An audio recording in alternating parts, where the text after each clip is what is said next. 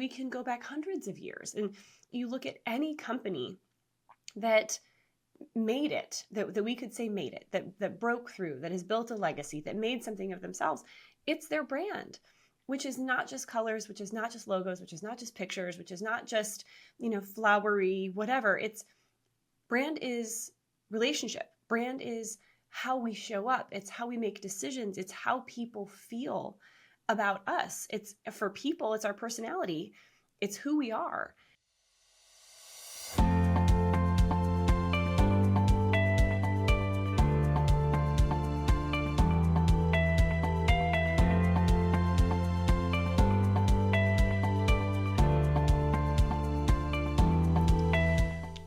Hi gang, and welcome back to Tomorrow's Best Practices Today.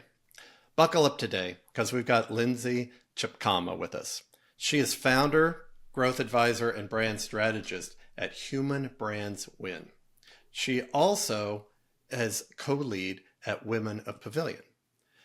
Before this, she's a three-time founder, but most recently CEO and founder of Casted, which you probably have heard of, B2B podcast platform.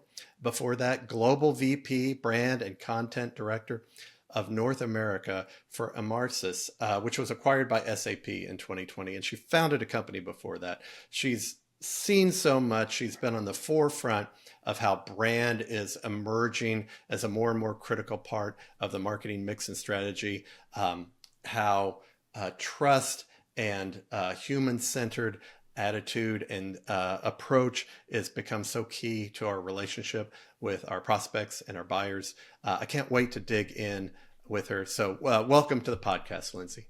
Thank you. It was lovely, Clark. Thank you so much for that lovely intro. I'm glad to be here. Well, I'm only telling them what you've done. So congratulations on such a great career so far. We always like to really dig in with folks on the stuff that's exciting the most, the stuff that they think is going to be most kind of applicable to the community right away. So I'm just going to start, considering all the things that you've been looking at, with what are you working on right now that's exciting you the most? What are you really digging in on? What do you think is are the biggest waves that are coming through right now in the marketing, the B2B marketing scene, I guess, specifically? I mean, there's a lot happening in B2B marketing right now. So much. Everything from AI to people trying to weather the storm of just unprecedented after uncertainty and everything in between. And so to me, what I'm excited about is I've been talking a lot, just like you have, to a lot of B2B marketing leaders and just business leaders in general, and talking about being brave and what that even means and how to stand out in the midst of all of this crazy and chaos and what's just getting noisier and noisier. And I think that there's a lot of outside the box thinking starting to happen. People are starting to get a little bit more comfortable with being a little bit more adventurous and taking a little bit more chances because, the alternative is just doing more and more of the same. So that's, it's in the midst of all the chaos. I think that there's some cool stuff happening. Well, and in particular, when same is clearly not going to be the path forward, right? With so much change, even the idea, and you'll see this and you'll hear this in so many conversations around marketing right now, the playbooks are all being torn up. The way that you've done it is simply not going to work. And it does give this sort of, it's a little bit paradoxical maybe, but at a time when the guardrails are sort of being taken apart is the time when you when being brave makes the biggest difference and separates you the most, right, from the competition. Yeah. Through my career, there have always been these moments when you talk about, in a downturn. Not all of our listeners have been through so many downturns, but we're kind of in a bumpy time now. Yeah. And that's when the big company, that's when you see big generations of new companies rising because they're brave, they stake their claim, and they commit to it at a time when everybody else is like, maybe I should just take a beat here. Yeah. Right. Yeah. So when you say thinking brave, what are some of is that the aspect of sort of your tone, your attitude, approach to risk taking? Yeah. I'm imagining it has a lot to do with, being genuine and transparent. But what does that sum up to for you? Well, in B2B, we love our abbreviations and our acronyms, and who doesn't love a good acrostic? And so I've been talking a lot about Brave, which to me it's Brave is brand, relationships, audacity, values, energy, right? And I've been doing a lot of keynotes and a lot of workshops about literally what we're talking about. And I found myself, talking about how do you make decisions? How do you stand out? How do you take calculated risks? How do we do everything that we're talking about here, Clark? And I was like, well, I found myself saying things enough, and I was like, okay, let's come up with a way to share it. And if you can ask yourself, is this thing that I'm about to do or could do, or is this outside of the box thinking, is it smart? You need something to help you make that clear, right? For yourself and for your team and for your business. And so there's this thing I put together that's Brave. So it's B, brand, is this thing that I could do in alignment with how I want to be positioned, me as a person or the company that I'm serving long term. R, does it help me build relationships with people that I want to know, like, and trust me long term? Or am I just, trying to appeal to the masses? A, is it audacious? Literally what we were just talking about. Am I holding space for creativity, or am I like trying to play it safe and do what I think everybody else is doing just for the sake of, kind of falling in line? V, do I even know my values?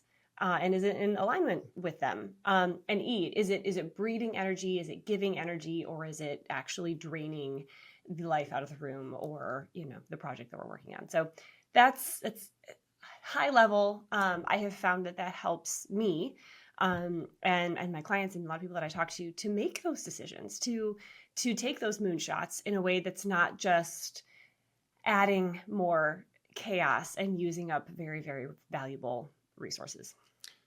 What I love about, obviously there's a lot to unpack with the Brave acronym, but ending on the energy, right? Mm-hmm. What we're seeing, we're laying this down in summer of 2025. And the new coverage of life in Silicon Valley, whatever geographically that means across, in tech, is more of a shut up and grind mentality, mm-hmm. right? And it's certainly not what I was raised on. I don't think it's what you've probably founded your 3 companies on. And so do you see that shift?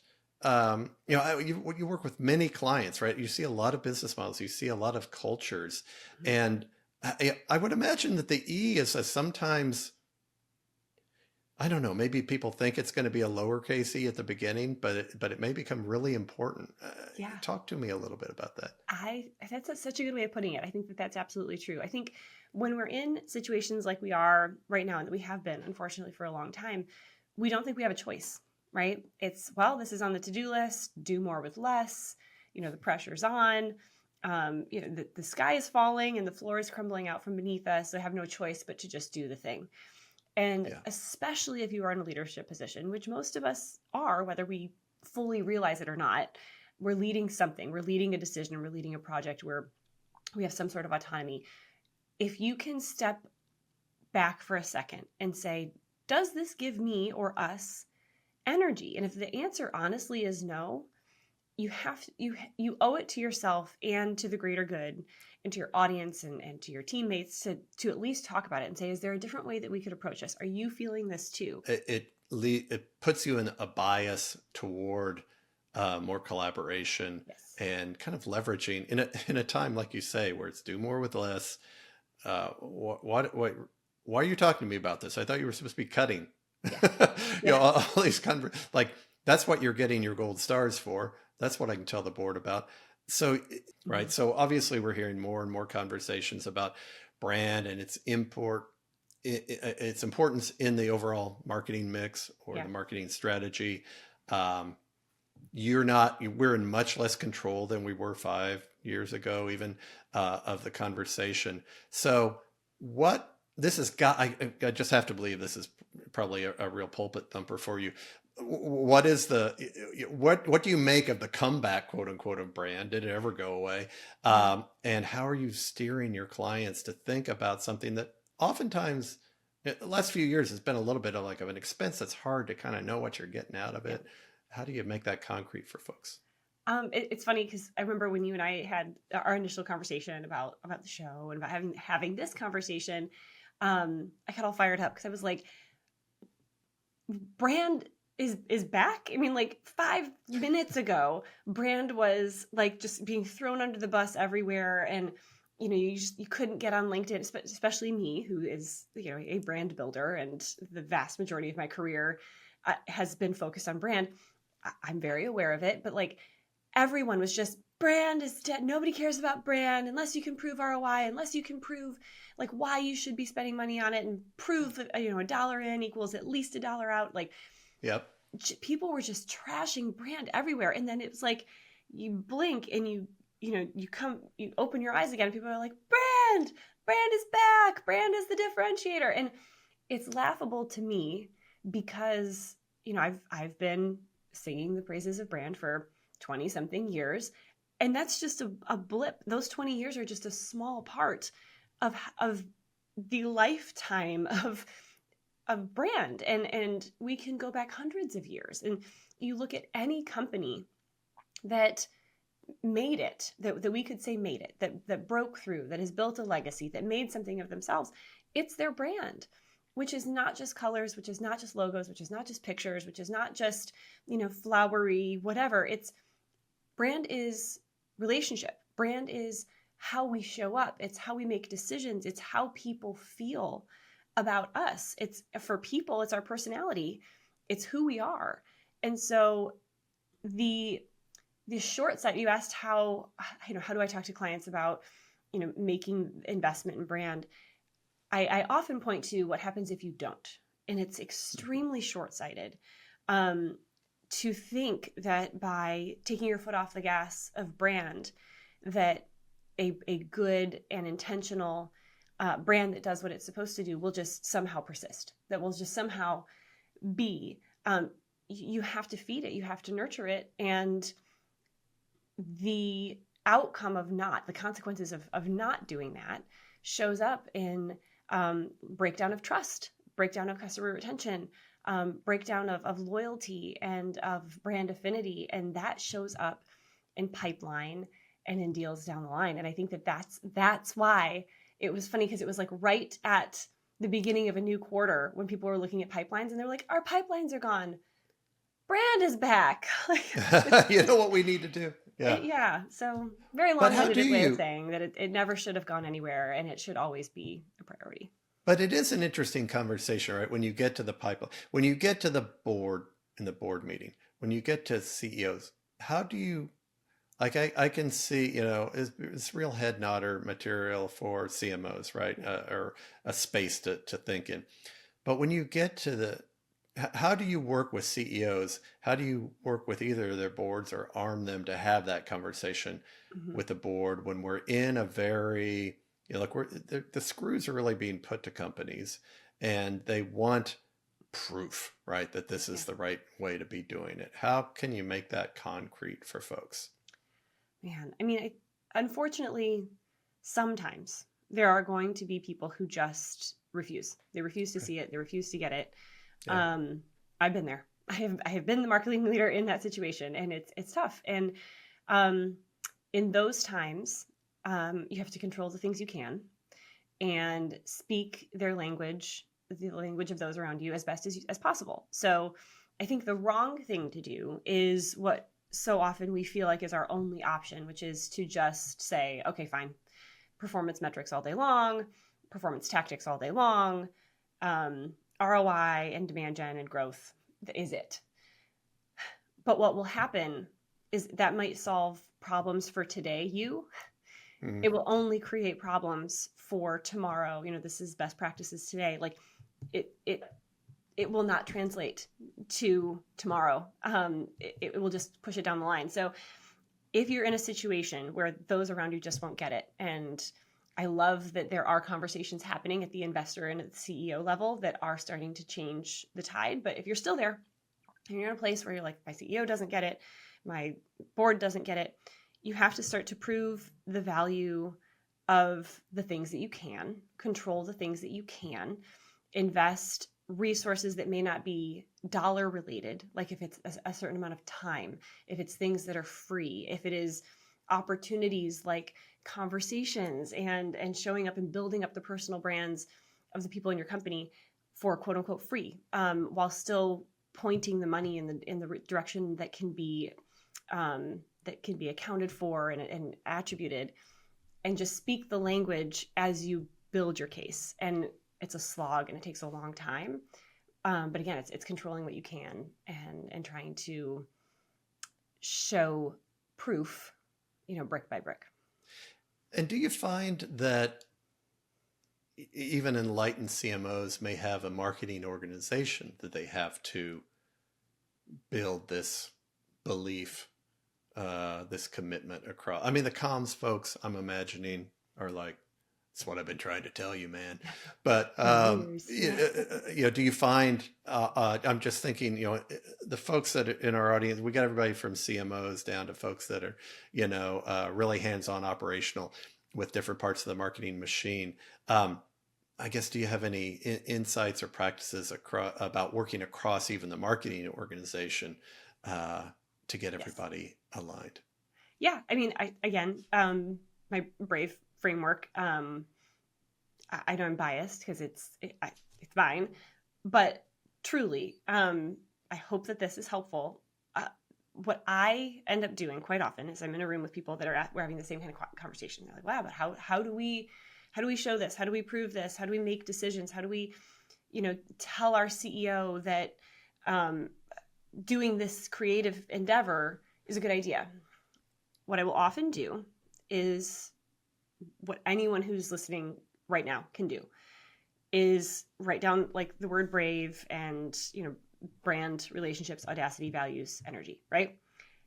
And say, okay, let's take a second and think of a time that something didn't work, right? That we invested in something, whether it's performance driven, growth driven, revenue driven, brand driven, creative, whatever it is. And go through and see if you can identify, was it in alignment with our brand? Did it exist to strengthen the relationships with people that we wanted to know, like, and trust us long term? Was it audacious? Was it creative? Did we actually put ourselves out there? Did it align with our values? Did it actually uphold who we say we are and who we want to be? And did it actually breed good, positive energy for the people who were a part of it? And every single time I've gone through that, looking at a thing that didn't work, that team can point to at least one of the things where they're like, no, it actually wasn't. Yeah. It wasn't audacious at all. It wasn't in alignment with our values at all. And that starts to at least look at something that already happened and say, see, what if we start to use these thoughts for some creative things, to start a podcast, to have like a small event, to do something different. And that can at least usually start to like help people let their guard down and think strategically about creative endeavors. Yeah, I think, I love the idea of Brave, not just as an acronym, but a rubric like that. Yeah. And you go back, look, this event has happened, or the quarter is behind us. Mm-hmm. The event has happened. The launch is completed. We know where we are. Now let's evaluate it and look. So then we can point that forward and hopefully, right, be anticipatory. You almost build into the culture, into the mindset of your team. Well, I'm kind of weak on the V here. Let's let me think about that a little bit more.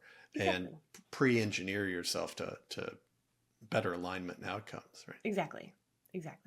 So we got a team, and they're using their rubric, and they're communicating all this. A lot of the folks find themselves building a team, sometimes for the first time, building even a marketing team. Maybe it's their first time in the marketing leadership role. With Brave in mind, if you're starting from scratch, how would you say that impacts maybe the order, how you build your team, how you go about building your team, the priorities you set that might be a little bit different if you weren't thinking this way? Yeah, I think regardless of thinking brave, what I always say pretty simply to start with in a marketing org is somebody who is brand centric and someone who is demand centric. And if you have those two minds, that's starting with two people or two fractionals or two contractors or whatever it is, you have those two entities that can be good partners.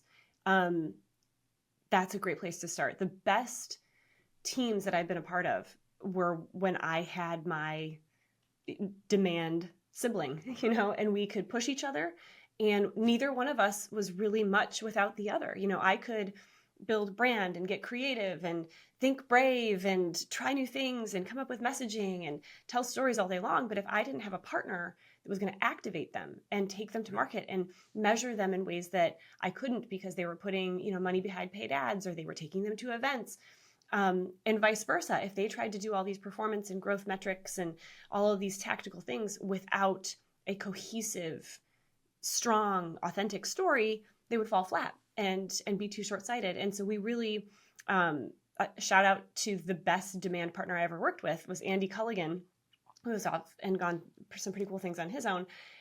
We pushed each other really hard, and we questioned each other relentlessly. But when at the end of the day, it was those two forces coming together to actually push the brand forward. And as you mentioned, when you so generously introduced me, that company that we worked for went on to be acquired by SAP, shortly after we were both there. And so even as you're getting started, if you're saying, okay, it's time to build out marketing, making one hire or two hires, don't expect one person to be all of it, because it's two different sets of DNA. It's two different mindsets. It's seeing the world through two different angles, and you need both. And I think that those are the first two hires: is somebody who's demand centric, somebody who's brand centric. Make them equals and make them work together. Yeah, that's such an important yin yang. Well, let's keep spinning that. So the next stage, the next connection is, of course, the relationship between your marketing organization and your sales organization. They're out there where the rubber hits the road. They're out there standing against a number, getting kicked in the shins over it. All this stuff sounds great and audacious, et cetera, but they got to make the number happen. Right. So, and I think we've all, unfortunately, probably everybody on this that's listening to this has had some chasm that they've needed to cross between sales and marketing to make things work. And so that's touchy, right? And it's really the sales numbers are a primary, and maybe the roadmap and the sales figures are the two things that the board is thinking about night and day. Everybody kind of anchors to. So you talk to me about those relationships, how you're working with the frontline sales folks, how you build that, how you show up for each other and push each other, how you've seen that work the best. Yeah. And listen, I have also been yelled at by sales and told I don't understand. And we've all been there, right? But I think the one thing that marketers and sales have in common is that the most important person to them is the most important person to the business, and that's the customer. Without customers, none of you have jobs. So becoming obsessed with the audience and the customer is always going to be good, right? And it's difficult to argue with, hey, let's talk to the customers. Let's better understand the customers. Now, we could go down all sorts of rabbit holes of like, oh, but you can't just do that. You can't just obsess with the customers. You can't take too long. We can't do this. I get it. But barring all of those other crazy arguments aside, I mean, uniting with sales about, hey, I am here to make your conversations with customers easier and more effective. And I need your feedback and you need my support. So let's work together. And that